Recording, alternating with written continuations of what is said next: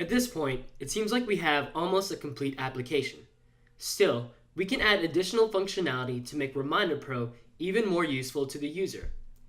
Usually reminders have a date attached to them, a certain time that the person has to complete for the reminder.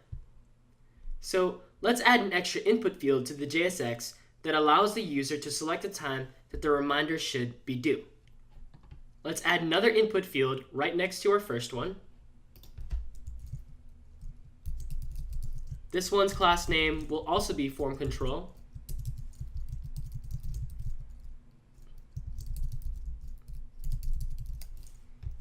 But its type will be datetime local, which will come in handy because it pulls a calendar selecting view. Now, we simply need to initialize a due date within our text, within our state rather. Set it to an empty string.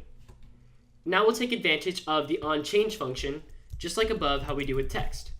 So we'll have an event variable, then we'll set the state of our due date to this input field's event.target.value. Great. Let's save. And as you can see, we now have a calendar view where you can put some times in. Awesome. Now that we have our JSX set up, let's think about what adding a new property to our add reminder action creator means in terms of our Redux logic. For one, we'll have to amend our actual action creator to return not only the text value, but also the due date that we pass. So let's go to our action creator. We have add reminder here, and let's allow it to have a second parameter of due date. Then very simply, we'll not only return the text in shorthand, but also our due date. And this key will be fine because it exactly maps to the value that we pass. Remember ES6 shorthand. Next, we'll need to think about adding reminders in our reducer. So head to your reducers and head to the helper reminder function. And notice our reducer simply takes an action. Now right now, we're mapping text to action.text. However, if we're passing due date in our action, we can also simply grab our text and our due date all at once by equalizing it to action. And there's our ES6 coming in handy again. Let's remove this text, action.text, right here. Place text after ID, as well as our due date.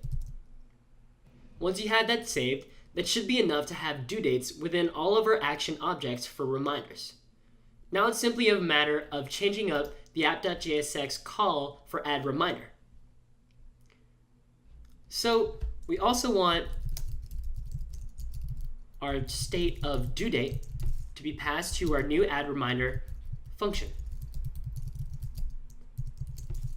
For now, let's console log to see if we're actually getting a due date. And let's pass it in, this.state.due date. Let's save. Let's inspect the element now and add our first reminder to see what's going on. Let's say I have to go to the dentist.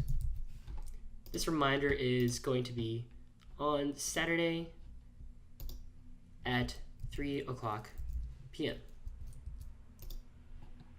And cool, we have reminders in our state, and these objects now have due dates within them. Awesome. So now that we have some dates, we could throw these onto our reminder cards.